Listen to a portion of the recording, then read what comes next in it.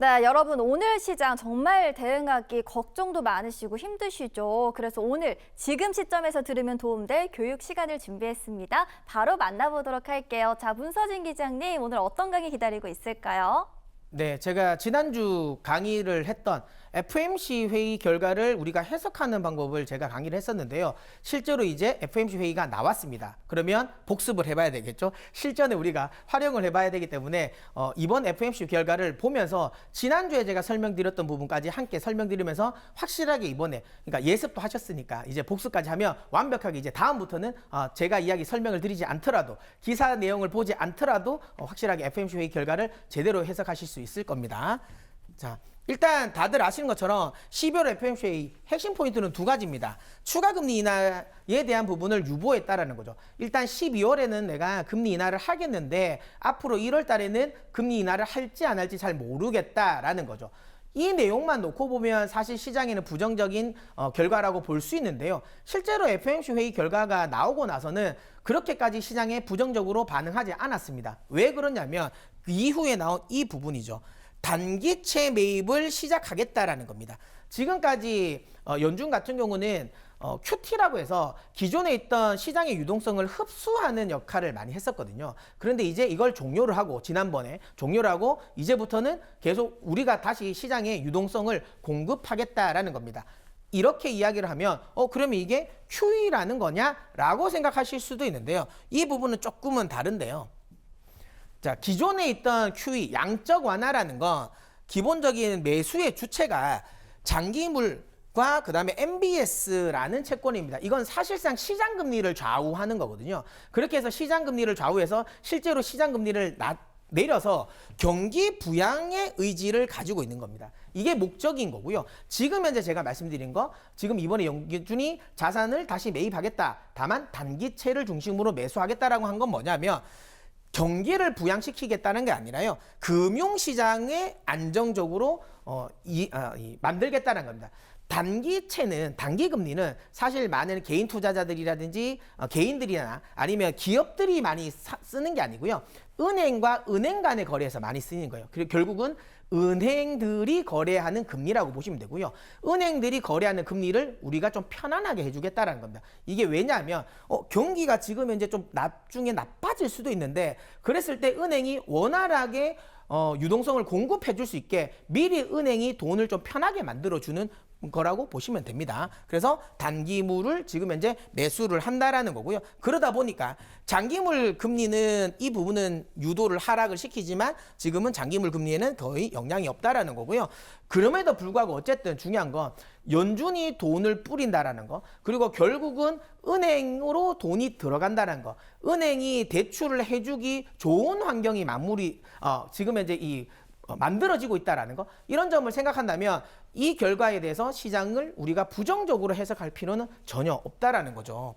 자, 그러면 이거는 알겠는데 중요한 건 내가 알고 있기로는 내년에는 연준의 의장님도 바뀌고 거기에 투표하시는 분들도 많이 바뀐다는데 그러면 이번에 12월에 했던 게 도루묵이 되는 거 아니냐라고 생각하실 수도 있잖아요.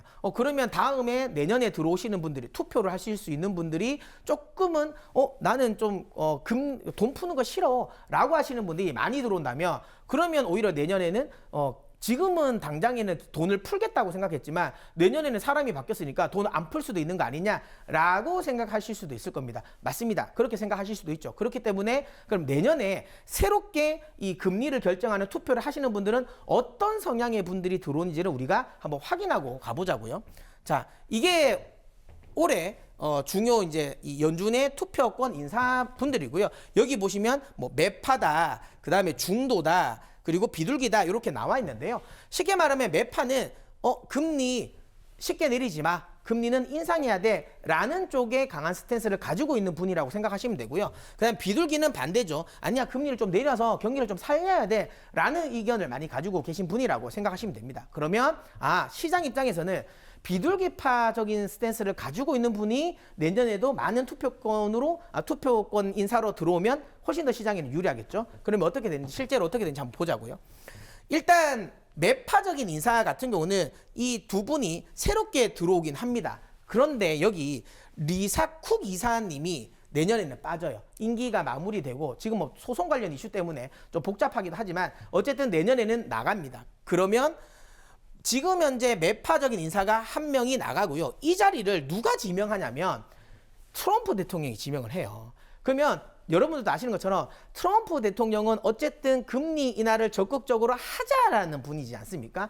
그러면 만약에 다음 트럼프 대통령이 리사 쿡 이사를 흔히 말해 해임을 하고 나서 사임이 되고 나서 그 다음에 누군가를 지명하면 당연히 비둘기파 인사를 지명할 가능성이 높다는 거죠. 그러면 매파가 한 명 없어지고 비둘기파 인사가 한 명 더 늘어난다라는 거고요. 그 다음에 지금 중도라고 볼 수 있는 제롬 파월 의장 같은 경우는 여러분도 아시는 것처럼 5월에 임기가 끝납니다. 그래서 지금 현재 이야기가 되고 있는 후보군으로는 케빈 오시라든지 케빈 헤셋이 지금 현재 차기 의장으로 거론되고 있는데 이 두 분 모두 트럼프 대통령이 어쨌든 지명을 하는 거기 때문에 비둘기파적인 인사일 가능성이 높다는 거죠. 그러면 중도 인사가 한 명이 나가고 비둘기파 인사가 한 명 더 들어온다라는 거죠.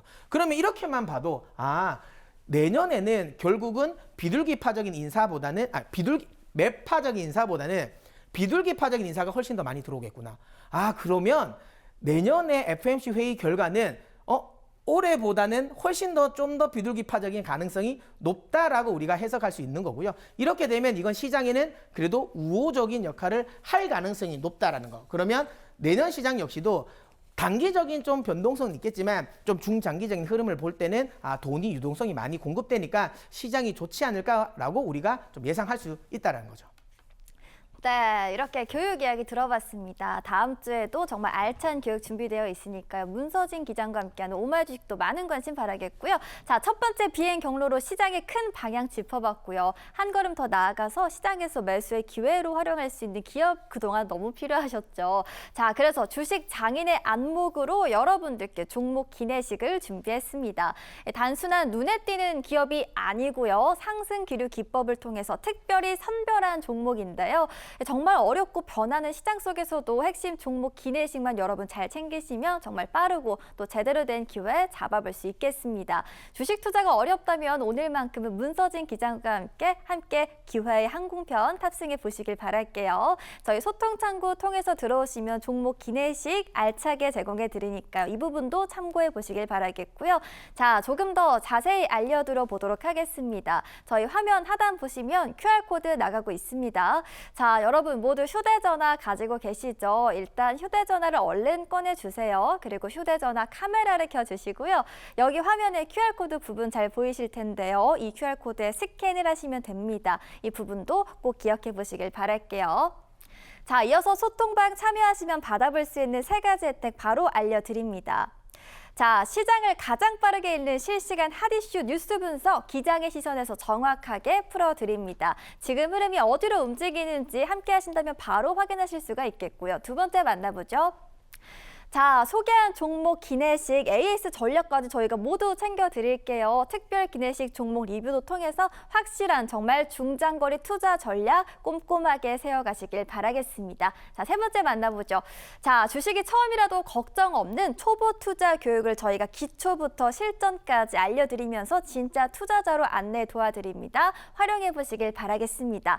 자, 아쉽게도 시간이 벌써 여행을 마무리할 시간입니다. 오늘 투자 여행은 여기까지고요. 자, 문서진 기자, 오늘 투어 마무리 브리핑 한번 도와드려 볼까요?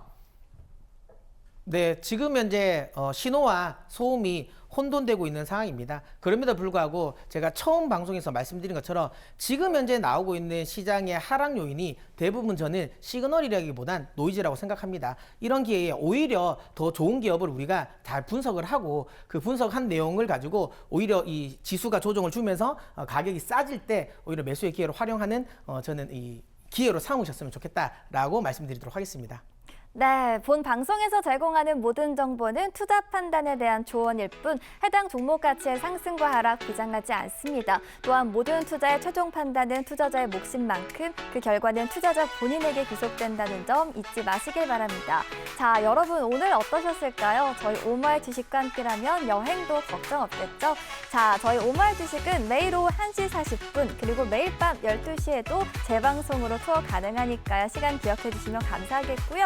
OBS 경인TV도 채널 고정해 주시길 바라겠습니다. 목요일에도 함께해 주신 여러분 고맙습니다.